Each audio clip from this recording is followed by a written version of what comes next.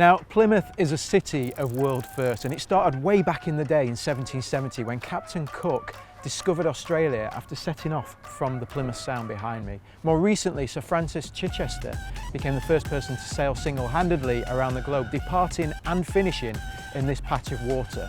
And now the city is set to reignite its love affair with the sea, with the launch of the UK's first ever National Marine Park, an initiative that's received more than £9.5 million of funding from the National Lottery and given Plymouthians an opportunity to get to know the ocean a little bit better.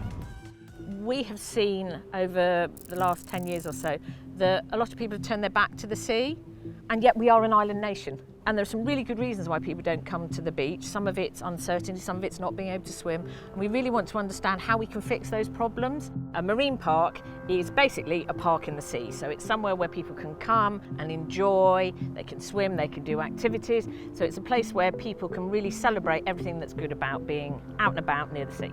They can have a go at various different kinds of water sports, things that they probably wouldn't have thought to try. The marine parks that currently exist are very much about protect. Yes, we want to protect, but actually we want to make sure that our people can come and enjoy it. So access is really important. From the economic point of view, tourists love to come to places that are beautiful. So by being able to say we're a national marine park, people actually understand what those words mean. And we want to be able to sort of act as the people who provide the roadmap for others. Plymouth is quite unique, being a city on the sea with the biggest naval base in Western Europe. So if we can do it in Plymouth, well, pretty much anybody should be able to follow our lead.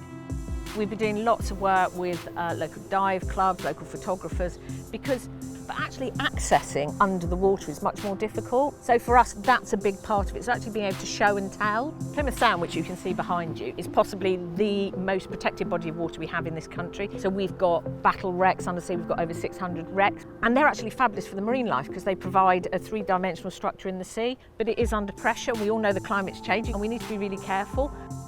We are looking at developing what we call the digital park, and that can be everything from virtual reality tours through to little quizzes to filming and so on, and then wrap into that all of the amazing science that happens here in the city, which includes actually having a buoy that monitors all of our salinities and tides and so on, and you can have real-time data back at the university which anyone can go and look at. And the only way you get people to change their behaviours and protect things that are valuable and important is to help them enjoy it first. Then you help them understand why it's a cool place, and then you encourage them to help to act. When you look out to the Sound, you can see most of the National Marine Park, but you can't see what's truly lurking beneath the surface. Plymouth has a long-standing history of marine innovation, and when you dive a little bit deeper, you can see that it holds the key to the future of ocean science and marine technology. Plymouth is a global centre of excellence for marine science. There are more marine scientists in Plymouth than anywhere else in the country, and marine science in Plymouth has been at the cutting edge of the understanding of both the marine environment and particularly the impacts of man on the marine environment over the last 100 years. The concept of Smart Sound is to provide a space where we can test, validate marine autonomy and make measurements with a minimum of human interaction. Now, part of this is looking at the sort of the coexistence of how do you balance all the users of the marine environment. It provides the information to ensure that the national park is doing what we want it to do and protect and sustain the environment. At the same time, it's also providing opportunities for business growth and development to benefit the wider city and the population of the southwest. We have autonomous vehicles, we have data buoys, we have remote sensing, we have models. So we're capable of characterising the whole system.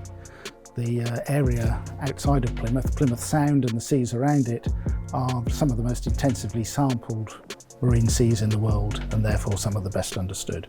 We also have very sophisticated surface communication systems, both 4 and 5G, and very shortly we'll be seeing the installation of an underwater network as well. It's unique in the fact that it is the first offshore 5G network in the country. It's available as a free point of access innovation service for commercial customers to be able to deploy their assets in the Smart Sound and be able to communicate what they're measuring back in real time. PML and Smart Sound are going to make a contribution to SailGP, and we're going to provide real-time information on wind speed and direction. We're also going to be providing information from the buoys on wave height and direction as well. So it's really where sport meets science.